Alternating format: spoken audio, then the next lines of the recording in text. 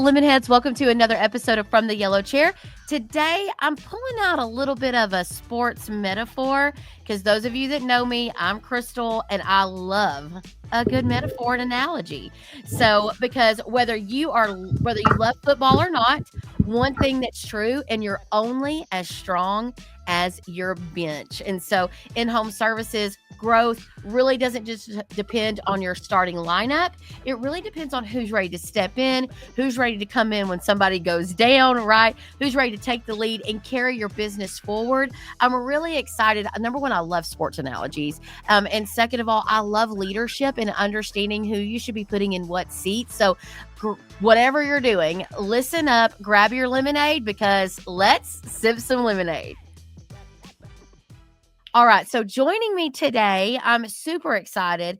I've always had this little from a distance relationship with you. And so I'm excited to have you here today. But joining me is Elise from Velocity Leader. She's the leadership strategist, founder of this fantastic company that I've kind of gotten to see through some work with women in HVACR. But she works with contractors across the country about building depth on their teams. And so I'm really excited. So Elise, welcome to From the Yellow Chair. Thank you. I appreciate the invitation. Yeah, it is funny how we've had this friendship from afar, I but know. Well, I always say this, Elise, why should anyone care what you have to say? I try to have people on the show that really have some authority in the space that they're about to talk about. So why should anyone listen to Elise about leadership? well, I mean, I've only coached and trained about 150 contractors last year, and I'm on pace to do double that this year. So I have some experience in training and coaching, and before that, I have about 12 years of experience on the wholesaler side for Mm. HVAC. So I started this company. To be perfectly honest with you, I started this company to serve this industry. My husband is a carpenter, owns his own business. So when I say that I am here to support and serve the trades, it is very near and dear to my heart that Oh way. my And gosh. We're going to yeah. bond. We're going to have a trauma bond over that because I'm the same way. And people are like, yeah, you're in this to make money. And so, yes, you and I would love to make money. But at the end of the day, we just have a heart for contractors. I come from a contractor family. You live that life every day and it changes your perspective on doing If business. it doesn't, yeah, it definitely does. Yeah. Absolutely, absolutely. So, I know you've been doing this a long time with lots of contractors, and so I'm really excited. So, I think our first kind of topic that we'll dive into is, man, leadership for your company has to start with the head coach. Like, operators, we're talking to you. Owners, we're talking to you. Like, leadership a lot oftentimes is modeled, right? And so the better leader you are, the better your team becomes. And so I love this idea. Like, before we can even talk about building the bench, shouldn't we talk about how they should develop themselves as leaders? That's the first question I ask them. Usually people don't wake up one day and be like, "Hey, I think leadership development is what I want to do," or I think one doesn't roll out of bed in the morning and be like, "Disc training would be a great thing for our team." Usually it's okay. You're experiencing something, whether I'm the problem. I like to tell people like I have the Taylor Swift moment of like, "Hi, it's me. I'm the Yeah. problem. It's me." Yeah. Yeah. I'm raising a little Swiftie. I'm a girl mom, but Yeah.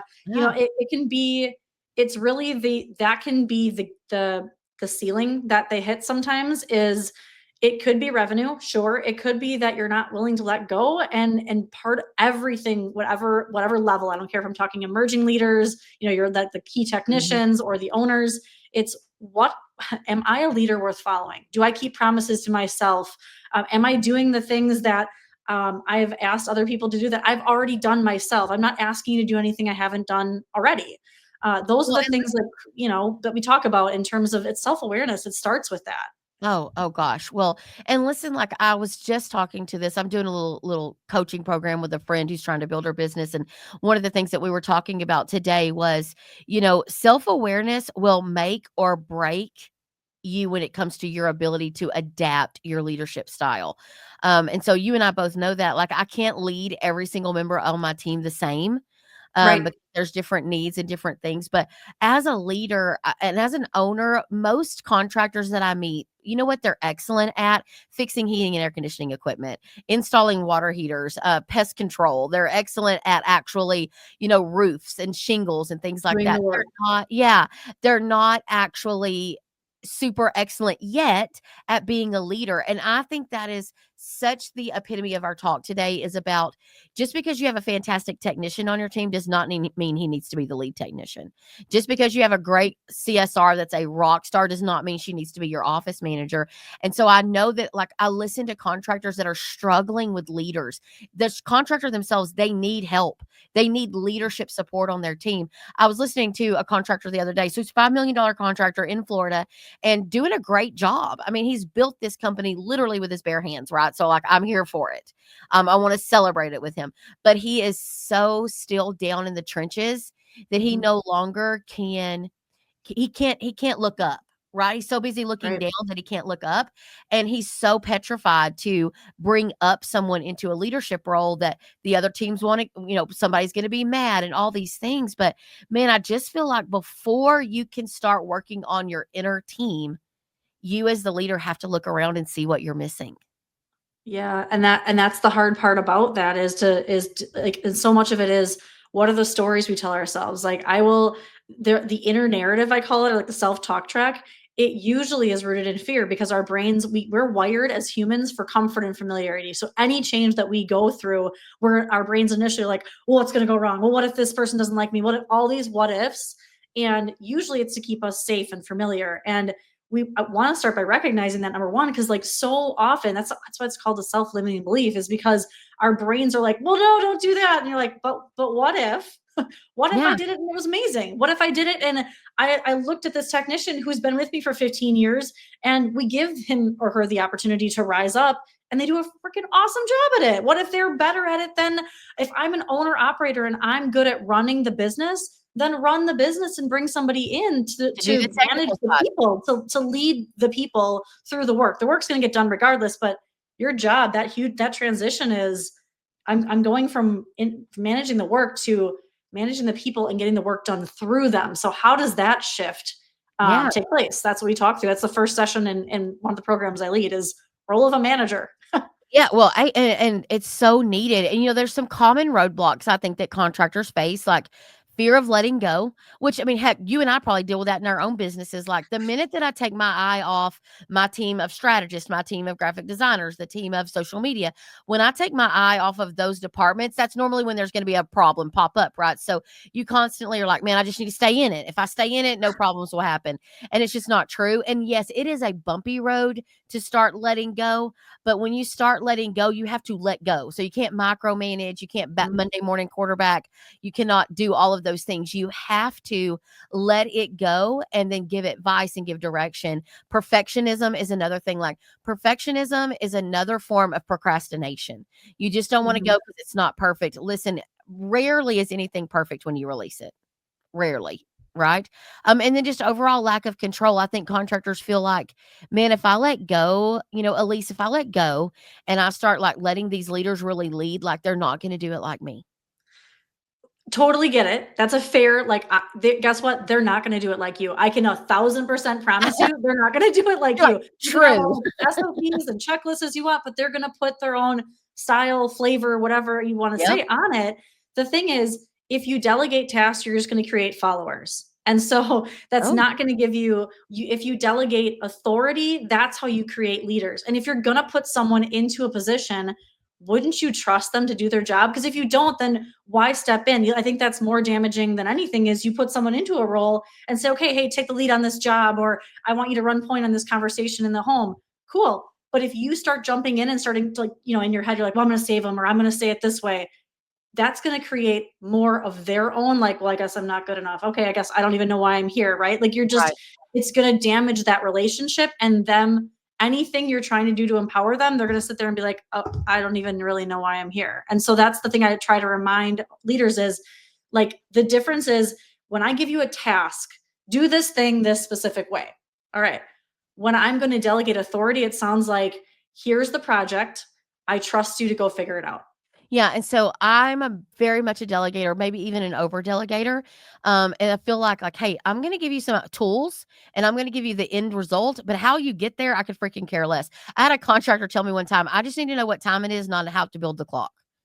And so as an owner, you're managing multiple things. So like Emily and I here at Lemon Seed, we're constantly managing, new client rollouts and new brand rollouts and new team members. And we moved locations. What shows are we going to go to? So if our operations manager kind of set in a weird spot where she had no power at all, we would really still be doing all the doing, just paying somebody to ask us questions over and over again.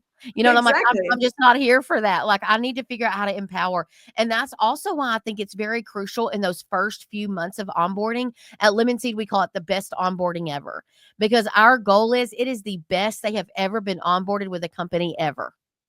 And Nice. we want them to be empowered. Well, the first 60 days is crucial. Like going from my HR background, the first 60 days of any hire is critical because that's where they're trying to say, okay, they're measuring it going, is this what I thought it was? Is this, are my expectations being met? Sure, there's honeymoon stage and all that, but if it's a shit show for onboarding, they're going to go, what did I just get myself What did into? I get? That's right. And the other thing is, like, I think operators hit a revenue ceiling, and it has nothing to do with actual sales, but a lot of things to do with leadership. So again, I'm going to speak on a contractor behalf here. The other day I was like, man, these marketing tactics that we're doing for this client based in Oklahoma, like, we're doing great things for this client and the phones are ringing, the leads are coming in, they're not converting anything. But in the owner's mind, it's a marketing problem. And I'm like, this is not a marketing problem. This is a team problem. So our strategist was like, hey, we're not closing phone calls. Like, we're not converting. We're not selling anything. And basically the operator was like, well, if I force them to convert over to our membership club, they get real mad. And I'm like, "Well, do you get real mad when you don't make any money this month? Like, you're the boss. Right? Right. So you have to set the expectations, and so that revenue ceiling, yes, it might be because your team won't sell, your team won't upsell, your team won't close, whatever, but that's because you're allowing that behavior to go on. You're spot on, and it's because they don't want to have the hard conversation. They don't want to not be liked or right. But whose business is it at the end of the day? No one's going to be as invested in that company as you, the person Yes. who owns it. Which I now have a very a different perspective of appreciating that Yes. where I'm sitting now these days. Well, and as But the yeah, owner, you don't have to know how to play every position, so when you look at baseball coaches, right, in the major leagues, and you look at the coach, they don't go, "You know what? They were an all-star third baseman, shortstop, second baseman, pitcher, outfielder, a relief hitter." They were awesome at something probably, like, they were a good pitcher, they were a good outfielder, and a lot of them don't do a ton of pro work themselves because you know why? They're not an excellent athlete, they're an excellent coach, well, and and these that's it's yeah. so different. And that's I can think of a contractor that I work with out of Indianapolis. He put 2 managers through one of my programs, and he was like, "I need these guys to elevate because I know that I am better at the operations and the work side of it, and I'm not great with people." Like, I just and him even acknowledging, going back to even our, beginning of this conversation, self-awareness, he had his residential manager and his service manager going through the class together. So one, they have that shared experience and Uh-huh. language, but he's recognizing that, like, I can't do it all. I have to have these guys step up and lead because those two, especially the other question that we forget is, do we ever ask our technicians or the best, whatever, key player, right? They're going to elevate into management. Have we ever asked them if they want it, why Mm, they want it? mm. Those are, if you want it, because I've had this conversation, I'll be delicate about it. I had that conversation with someone on the corporate side, wholesale side, and the person wanted that title because they wanted the title and the authority and the Oh, power that came with it. 100%. Okay, but knowing that, I'm gonna go into that conversation going, okay. I had a mentor once that said that leading people is a privilege. Is it messy? Are people messy? Absolutely. But I want people that I'm putting into management to understand that they are there to serve and lead others. You look good because yeah, you want the people to do it to make everyone else around them look good, not just them. And if you read Extreme Ownership, that book, if the Yeah. team fails, the fall on the sword, man, own it. That's Yeah. Yeah, for sure. Well, so once we have some self-awareness as owners, once we start realizing putting people in the right seats and doing some good things, now I think we can talk about building our bench, right? So, Right. my dad taught me this. I was playing 7th grade basketball, and those of you that know me, I'm about 5 foot tall, and a little chunky friend. Like I'll own this, and so I'm like, I don't look like I play basketball, and I've kind of been this same shape and build my entire life.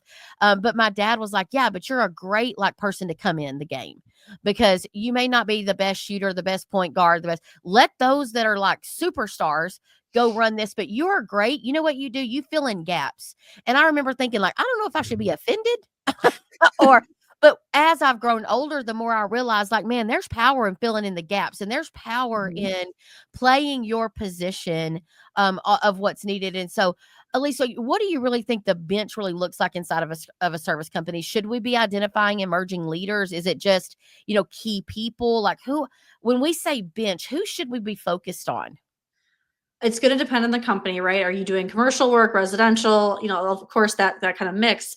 But I think the first part starts with, for me as the owner, if I look around, who's in my leadership team? Who do I want to elevate? Because you can't do it all. You're gonna, I mean, we only have 24 hours, right? I think that the bench is gonna it may look different for each company, but really you're gonna look at, okay, I don't need to elevate them tomorrow. Let's remind ourselves that this doesn't have to happen overnight. But what are those people that I can pull into key roles that as we grow the business and it gets larger, we're going to need to think about how we have to staff up marketing. We have to staff up HR potentially. I Amen. mean, some of those things can those people wear those multiple hats? Of course, you can have an HR team of one for years before you grow.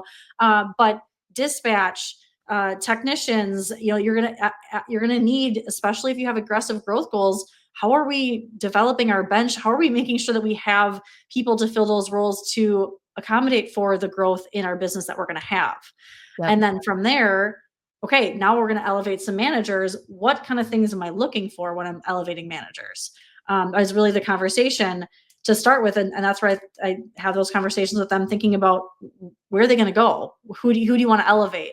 And what do you look for? That's one of the key things. It's not always, to your point, it's not always the high performers. It doesn't have to be the Correct. tech who does the best work, or the sales guy that has the highest average ticket sale. It can be someone who understands how to motivate and lead people. It's somebody that people already follow and have that influence. You tap them on the shoulder and you're like, hey, I'm thinking about, maybe pulling in a new CRM, and they're going, oh gosh. And you Oh, want, Lord. but, right. I know that's what we won't go down that example too long, but they're the ones you go to go, hey, I want to read on what the guys are going to, like, what am I going to get? What am I missing? They're your kind of bell cows that you're going to tap on the shoulder going, hey, I'm thinking about doing this. What do you see for pushback? What do you Well, see I love for, that those are the people that you're already trusting them and they have the influence. Tap them, get them in the mindset of like, oh gosh, they actually value me. Yes, I love this train that we're on here for a second. So, not everyone's really ready for leadership at this specific moment.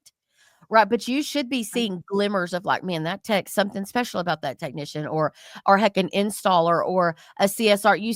You should see glimmers, right? And they just need a little coaching, a little cultivating, right? But Right. what do you think are some key things that maybe and I'm sorry I didn't prepare you for this question, but I think you'll You're be able okay. to answer it. But what are some tools that maybe not tools, what are some things about people that maybe would help us recognize that they're ready maybe for leadership cultivation. Are Yeah, there great.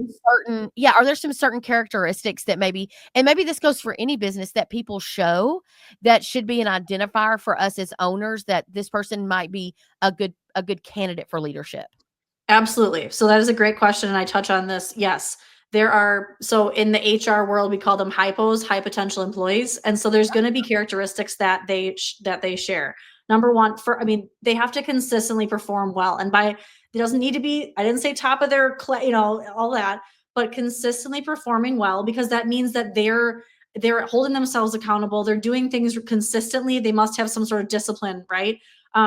They should have a strong drive for growth and performance. Like, they should be coming to you, either they're stepping up naturally to take the lead in certain things, tasks or experiences, but I want them to be seeking learning opportunities and not being complacent. I want them to, if you're a company that has defined your values, does that person live your values? More, it's because that's really where it becomes more than the plaque on the wall or the coffee cup and the kind of warm fuzzy feeling. You're like, no, they're living them. And the other piece that I was kind of getting at this, when change comes about, are they a positive change agent? Because Oh, those are the characteristics to me that I have seen, and I have a couple more, but those are the ones that at top, quick glance, you can love. think through people and be like, yep, yep, yep. Well, we're going through EOS and Emily is kind of our implementer. We're Mhm. self-implementing it. And one of the things that I've loved about it is that, do they get it? Do they want it? Do they have Yep, the capacity for it? yep. And, I look at that sometimes. And so yesterday we had all of our team here recently, and I stood up in front of the room and said, hey, our operations manager, she was like, who wants to be in leadership? And they were raising their hands. And I said, I want to be very clear that leadership, there are things that we look for. Solution driven people, positive people that are uplifting others naturally. So if you have to Right. work really, really hard at to me, and again, maybe I'm out of line here. So if I'm going to step on your toes, like just hang with me. But I think about like if you have to struggle really, really hard to encourage others, or you're not a natural encourager, you're not a natural motivator. It's going to be extremely hard to have a bonding moment with your team because they want to feel protected and supported and celebrated. And so that can be a little bit of a challenge. But you also have to weigh in on the facts that some people go too far the other direction and everything Mhm. feels very superficial and not true. And so it's a very fine line there. But just teaching your team now, set the tone now with your team that leadership is different from the skill set that their job is. So you might can install a system like a hero, right? Change Mhm. out a water heater like nobody's business. But can you lead a team when they're because you start looking at leadership, right? At least I know you're going to relate to this too. But and you're not just dealing with their job performance, like you're a counselor, a navigator, you're a supporter, you have to celebrate you. It's very emotionally complex to be a leader. And Yeah. no matter how good of a anything else you are technically, those leadership skills are what will make and break you in a leadership role. Well, and one I want to congratulate you for thank you for saying out loud what you want a leader to look like at your company. Because that's as simple as we don't need to overthink it. Tell me what good looks like. Tell me what a leader looks like at Lemon Seed or ABC Contractor. Like you said it out loud. So now I understand. Oh, it's Right, we not did a favorites. whole It's not Crystal or Emily, like they're That's but right, thank that's you for right. saying it out loud. And the other thing you talked about was emotions. Like I want people to be I want them to manage their own emotions really well. And as an industry, we've had very terrible role models. I understand, but that's not an excuse. I want people to be dealing with conflict, especially because so I want them to deal with it without the use of aggression or Mm. silence or violence. I mean, that's Anger. unfortunate. I want them to be when I need someone that is in control of their emotions, that they are calm, not like a duck on on the surface, but underneath they're paddling like hell. No, I want someone who's very. If you look at the most calm person in a room, that's your leader, regardless of the title, because we have people throughout our companies that are leaders without that title.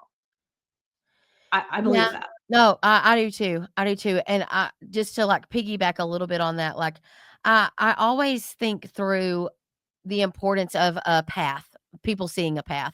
And I don't really have a problem looking at someone and saying, you're right, there is no other leadership role to go to from here. You've reached the apex of what you can do here. So you either have to own that, know it, and love it still, or we completely understand if you're like looking for different directions. But I can't continue to pacify people all the time.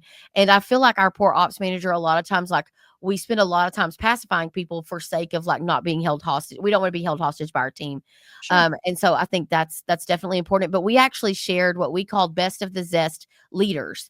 And so what makes you the best of the zest? And we have a literal list. And I know that they were probably sitting out there, my little 24, 25. Our average age is 31. So, Okay. they're probably sitting out there and looking and going, I'm not ready for this. But if they were to see the role published, they'd be like, well, they didn't even look internally. We don't have anybody ready internally.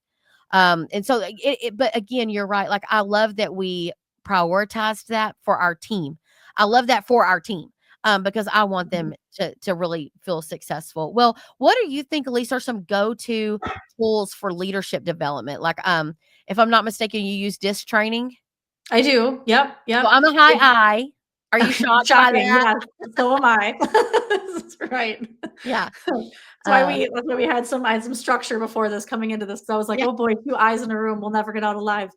We could do this for hours. Yeah, be a Yeah. 3-hour podcast, yeah. Right? And that's probably why we've been friends from afar too. Yeah, Whisk is awesome for getting to know our leadership style. And by that, I mean communication style, because so often we communicate from our preferred style without even realizing it. Mhm. And that is one key that I've gotten to know myself better. And so as the owner, go through the experience yourself, but then have the whole team go through it. Because once you understand everyone else's style, here's the real flex, if you will, right? This is where I need you to flex your communication style to meet the other people. It's not their job to know how to communicate with you. Sure, a little bit. You need to model the way, like anything else. And I know this is, I mean, I feel for you in terms of being a leader, but leading by example, and people are always watching.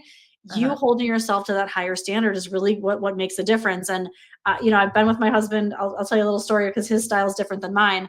Um, I've been with him for 18 years. And it wasn't until, and I really hate to admit this, until a few years ago that I started, actually practicing what I preach. And he is an S. So he is like steady, loyal, calm. What I have noticed is in order for me to communicate with him better, I need to use more contemplative language instead of being like, hey, what are we doing for dinner? I want to do this thing this weekend. I have to approach it as I was thinking about doing such and such. What do you think about that? Or I don't need an answer right now because traditionally, or I guess for me, I've worked with a lot of D's in my career, and so Yes. there I can be Yes. very blunt, direct. Love that. Like I can shoot him a text and be like, "Hey, what are we doing? Hey, and Yeah. when that version of me walks through the door, she's not as welcomed, shockingly, as at work, and I don't get the same results. It's just it's Yeah. not good. And so I've had to adjust my style and it's been working a lot better. Imagine that. Well, Um, yeah. yeah. Their love language, I'm a strong Christian, and so I read the love languages book for children and for, my spouse, and so, like, my husband is quality time and acts of service, and Mhm. I am, words of affirmation, and probably quality time now, but, when I look back, like you're saying, like, especially both of us, like, I have a very high D for a dad and a brother, and so Mhm. my little I self was just trying to survive with those 2 dominant people in the room and me just wanting to talk it out. There was no talking it out, like, Mm. we're getting to the point, we're clear and direct, and so I've had to learn a little bit, like, I had 2 choices, right, as a high I. I could walk into the room and be offended that I wasn't able to talk out every inch of every detail of my idea and nobody wanted to high five and celebrate with birthday cake, right? I Right. could be offended, or I could adapt my personality and say, "Hey, I would love to really explore this more. Can I get some time on your calendar?" Where I could set expectations for them, like, "I need 30 minutes of your time when you are mentally prepared to Right. give me space." It worked well for us, but, I struggle a little bit with, like, I don't want people to think I'm two-faced, but I certainly deal with every single person that I interact with differently based Mhm. on how I think they receive joy. Like, I want people to leave any interaction with me or Lemon Seed filled with joy, filled with hope, filled with positivity, not feeling like I put them through a ringer and beat them up. Yeah. And so those things are important in both, like, who we are as core values for Lemon Seed. And so as a leader, like, my goal is always, I may have to give you hard words, but at the end I want you to walk away feeling good about a hopeful resolution and things like that. And so, you're right. That's a definite go-to tool. Is that disc, like, get to know who your people are on that scale. And there's tons of other scales, but I personally love discs too. I Mhm. just think it's one of the easier ones to do. So, and Well, again, when you know that, it reduces drama. Like, I tell everybody, like, do not go put 2 high eyes together in a room and be like, "Oh my god, y'all got nothing done. What did you think?" right. They're still talking about the project. They've not put one thing on paper. They're still celebrating. Right. And same thing, like, you can't put a high D like with it'd be really hard to put them with someone like an I that's just running around the room like a crazy squirrel, and high D's trying to get stuff done. They complement each other well, but you have to have They open eyes, do. right? You have to have open eyes. Yeah. Well, and that's the D so what's interesting about that is you need every style on a team, truthfully. I mean, there going to be conflict? Yes. One style is going to rub off on the other styles not. That's that's conflict. The D's and I's work well together because they have that same high urgency, action, like that's where D's and I's will my husband and I have more conflict about lack of action or like quit respond like urgency Yeah. because he's like, I want to take my time. I want to think through questions, or I don't love to be put on the spot. There's just certain things where you have to take that into Like, account. I And live on the spot. I live on the spot. I mean, we can pivot like at the drop of a hat. We can Yes. just we're okay with that. Other people, it makes them super uncomfortable and very like outside their. I mean, think if you asked one of your technicians who kind of like, "Hi, Mrs. Jones, furnace is downstairs, cool," and you're like, "Hey, I want to bring you to that home show next weekend." They're gonna like crawl out of their skin, like, I don't want that." Please But don't you make me take do some that. other technician who is a high I. Hey, I want you to maybe he's somebody that you think could be in leadership someday, or you want to give them little tests to see how they do. That's a great one where it's like, hey, I think that you could be good, maybe you sales role or who knows. Pull them Yep. into different experiences to give them that opportunity to see how they do. And if they like it, and it's a conversation. I mean, invite them into the conversation. You don't have to tell them what you're thinking entirely, but give them Yeah. the opportunity to have those moments that challenge their growth. And disc is great for that because it's an experience for them to get to know themselves better and grow and know themselves. It's wonderful. I love that. Well, my sister, runs a pest control company, she and her husband, so, I live in the trades, it's just what it is. Yep. But one of the things that I told her, and I learned this a long time ago when I worked for Lufkin Coca-Cola, I learned that if I can remove the excuses that anyone might have, I need to go through and look at their environment and make sure that I remove any excuse that they might have for me being the reason that they failed or didn't succeed. And one of those was like classic, like having SOPs, having processes in place. And listen, it will be torturous to get all of these things documented. Like, let me just call it what it is. But man, it is one of those things that it is like a struggle to get through when you're in the midst of it, but you're so glad you did it when you're done with them because you can actually remove and say, when people say, well, I didn't even know how to do that. Yes, you did. You had access to this, right? Well, I didn't know what the expectations are. Yes, you did. We utilize Trainual here at Lemon Seed for all of our training documents and documentation of any like Lemon Seed way, we call it, of what we want Sure. done.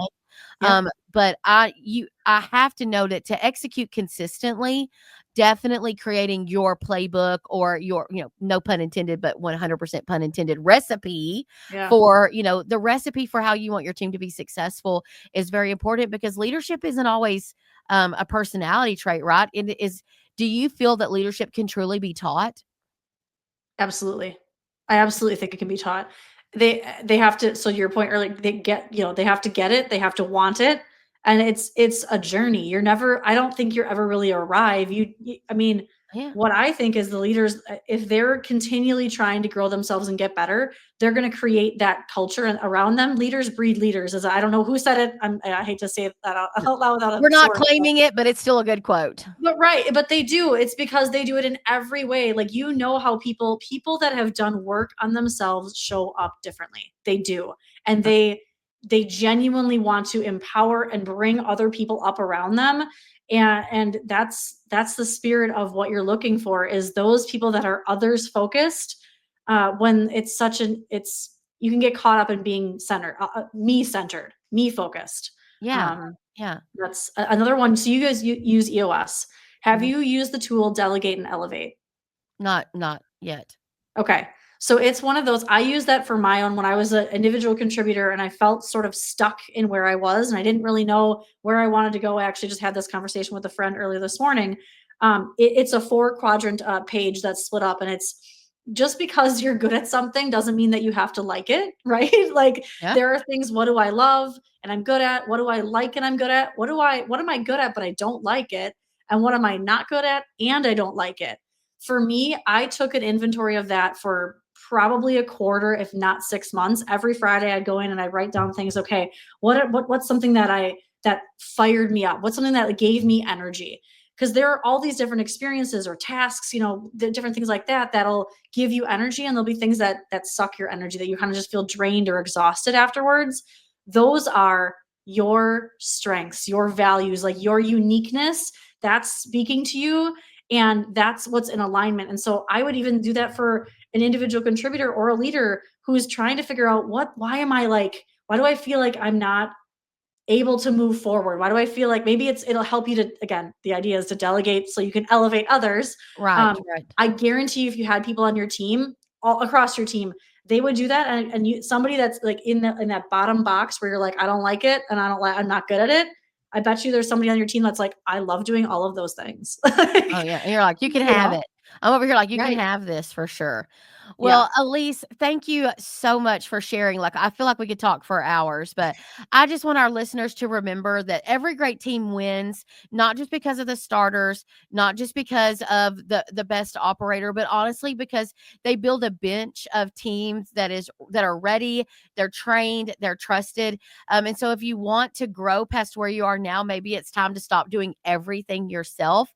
Start delegating to elevate, as she just mentioned, and start coaching your team to rise with you. A huge thank you to Elise. Elise, if people want to get in contact with you, of course, it's in the show notes, but how can people reach out to you and learn more about how you support leaders? They can reach out to me on LinkedIn, or you can visit my website, velocity-leader.com.